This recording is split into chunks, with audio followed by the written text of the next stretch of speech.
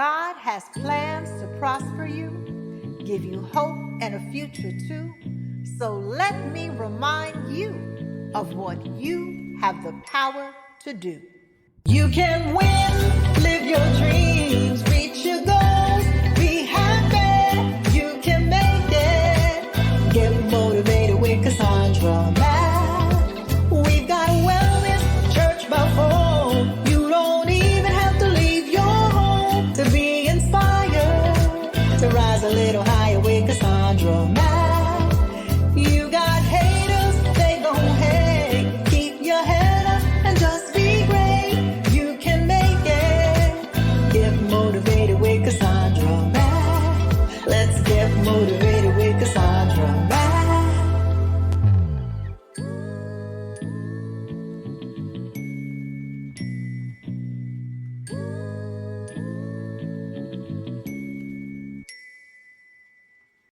Today's video is being done by request. A member of the Cassandra Mack YouTube channel requested a video on why is it that when you begin to stand up for your boundaries that people become upset with you. So we're going to talk about that. I'm Cassandra Mack, founder of strategiesforempowerliving.com and CassandраMackMinistries.com. For more information about my company, the ministry, inspirational merch, books, or one-to-one strategy sessions, you'll see my Linktree link in the video description box. Let's dive right in.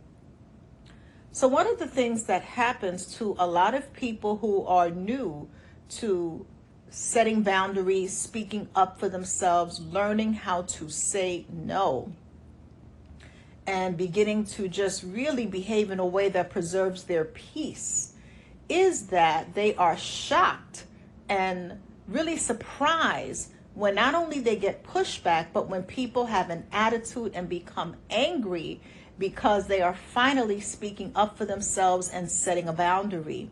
And the thing is, if you are not prepared that this is going to be people's reactions, not everyone, but it will be some people's reaction to your newfound confidence in setting boundaries, then you may be in for a rude awakening when people who you consider to be a close family member or a friend or a coworker you were cool with, they stop speaking to you, they pull back, they're distant, they're talking about you.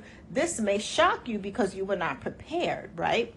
And so the thing to understand about setting boundaries and saying no, particularly when people have been used to dealing with you in a particular way, right? The thing about change is difficult for most people. Most people are resistant to change. And if you are now beginning to, rightfully so, speak up for yourself, protect your peace, protect your self-respect, and honor your boundaries, and you have friends, even family members, perhaps co-workers who were used to being able to take advantage of you, who were used to you being the family or friend group ATM, who were used to being able to constantly call you and have you run yourself in the ground doing favors with no reciprocation ever. Why would they want to give that up? Just from a logical standpoint, if somebody is benefiting from you not having boundaries, why would they want to give that up, logically speaking? And so the thing to keep in mind is we know people by their fruit, right? The Bible says you shall know them by their fruit. Do men gather grapes from thorn bushes or figs from thistles? And what happens with a lot of people who are good-natured and good-hearted is you assess people by your fruit, but you don't know people by the fruit that you produce. You know people by their fruit. An apple tree doesn't recognize a peach tree by looking for apples.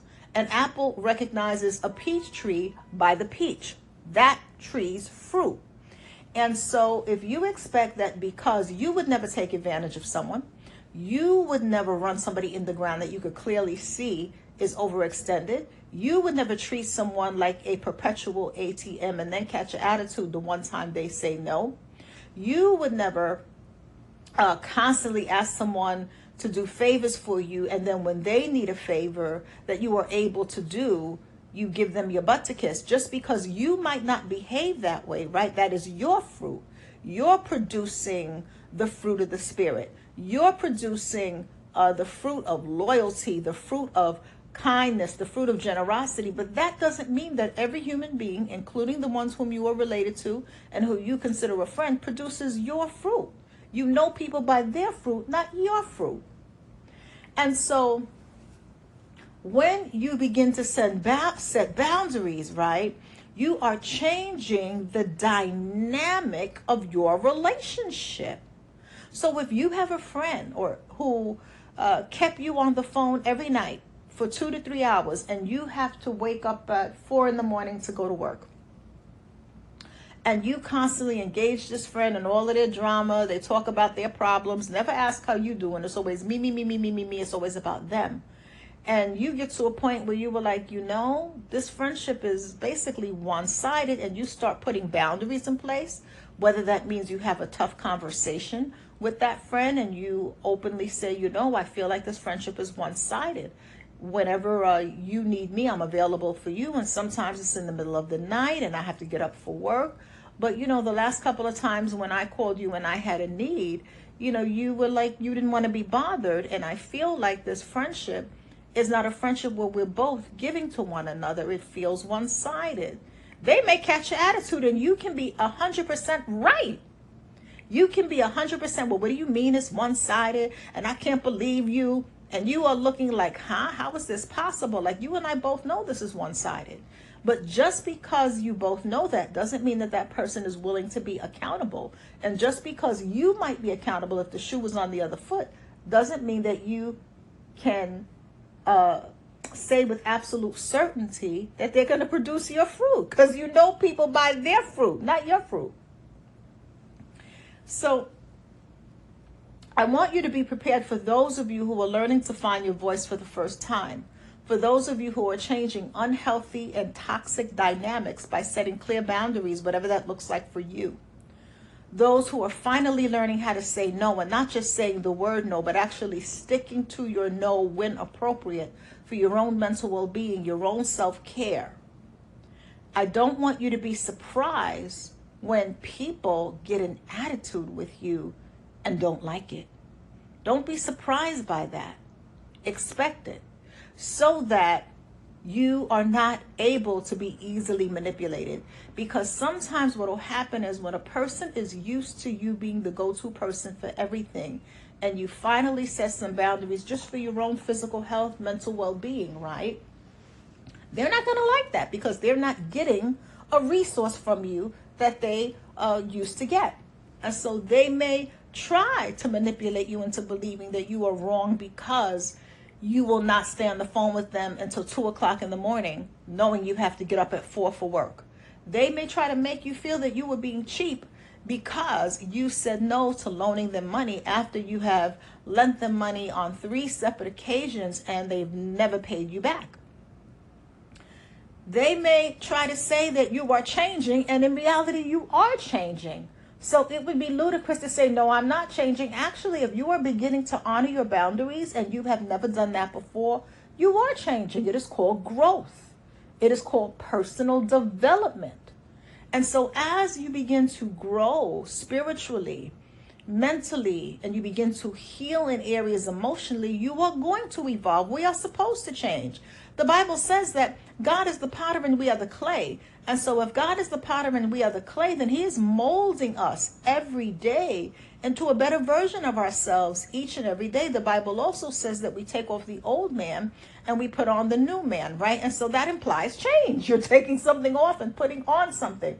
So if you're taking off people pleasing and you're putting on clearer boundaries, that is a change. You took off the old person of people pleasing and you're putting on the new person of protecting your self-respect and honoring your boundaries. People are not going to be happy. You may quickly find that you're the most talked about person because you are unwavering in your boundaries and your self-respect. So I want to give you some scriptures to just kind of give you some comfort for those of you who are dealing with people changing up on you in a negative way, because you have finally come to a place where you are honoring your boundaries and you are protecting your peace. And maybe you're being gossiped about. Maybe you're being shunned. You know, everybody in the family is going places. They're not inviting you. Maybe the person has an attitude. You know good and well that they're not speaking to you. Now, they're not saying the words, "I'm not speaking to you." But you used to talk all the time. Let's say you were constantly the one that whenever this could be a family member. We'll say that you're cousins. You can be cousins. We'll say cousins. So let's say you're cousins and you always pay for your outings. Whether you go roller skating, you go out to eat, you're the one that picks up the tab for you and this cousin. You were both able-bodied grown adults. You were both able-bodied grown adults. This is not your minor cousin. And you're able-bodied. I want to be very clear. And this has been the dynamic for years. And the one time you say, you know what, we're gonna, I would love to go try this new restaurant, but, you know, I'm going to get a separate check, or we're gonna go 50-50. And they never show up. And every time you call, it goes to voicemail. You know the dynamic. You are not brain dead. You are not brain dead. You have a mind that is sound. And so if the typical dynamic was you would always talk and kiki, laugh, joke together, have a good time, and now it's been 6 months, and no matter how many times you call them or text them, they don't return. And when you look back, the last interaction you had with them was you setting a boundary around your money by saying, you know, I would love to try this new restaurant with you, but, you know, I'm going to get a separate bill. We're going to go half and half. And you're not even throwing in their face, I pay for you all these times. You're just setting the new boundary. We're going to go half and half. You know, I'd love to go, with the understanding that we're going to go half and half. And you're saying this to them in advance so they know to have their money ready, or to choose something different. You can go out for pizza, or you can go to one another's house and not spend any money. So you can figure out something else if the money is an issue. And so by you setting that boundary, and now all of a sudden, they don't have no conversation for you. Now, when you was constantly paying for everything, they had all the conversation for you in the world. Now, all of a sudden, they have no conversation. Do not continue calling them. Do not allow yourself to be manipulated. And that is not about being mean. It is about having the self-respect to say, okay, I have discerned that this is what's going on. And when they are ready, they can come to me to have a conversation. Because if I have called them 11 times and I've sent them 7 texts, I'm just throwing in that number. You can put the number in there. If I have called them several times and sent them several texts, and I know that they got it because there's a read receipt on it, then they are ignoring me. See, as believers, we need to begin to apply straight up honesty in our interactions. At least we got to be honest with ourselves. And so if they are ignoring me, it means they don't care to speak to me. And if they don't care to speak to me, I would be a fool to keep chasing them down, knowing that this is a grown adult. This is not my minor child. This is a grown adult. And if I know I have been good to this person, it means they also know that. If I know that I have constantly treated them, and the one thing, our last interaction was me setting a boundary around my money, and they were so upset that they stopped speaking to me, then this really shows me the type of fruit that I'm dealing with. I'm dealing with the fruit of entitlement. I'm dealing with the fruit of manipulation. I'm dealing with the fruit of self-centeredness. Maybe I don't want to eat this fruit no more. Or maybe I want to leave this fruit alone and allow God to work on that person's heart as they grow in the fruit of the Spirit. This is a job for Jesus. This ain't even my fight. So I want to give you some scriptures that'll bring you some comfort around understanding that as a believer, you are allowed to have boundaries. Because people will try to make you believe that as a believer, it means you have to run yourself in the ground and give people your last breath. You need your last breath for yourself. You need your last breath. Because if you can't breathe, you are no good to anybody else. Even on an airplane, when the flight crew comes out, they will make an announcement and say something along the lines, in the event of emergency, when the masks come down, if you were traveling with a small child, put on your own mask first. And as a parent, right, for those of you who are parents, your first instinct may be, well, let me put on my child's mask. But logically, from a logical standpoint, if you don't put on your mask and you die, who's going to raise and care for your child?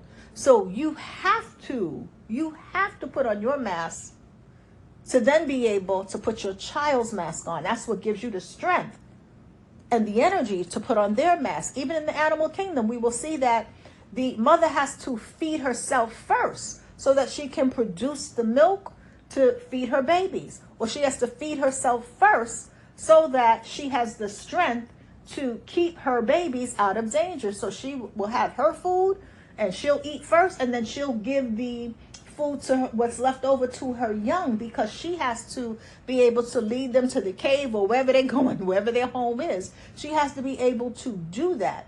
And so she has to have the strength to take care of her young.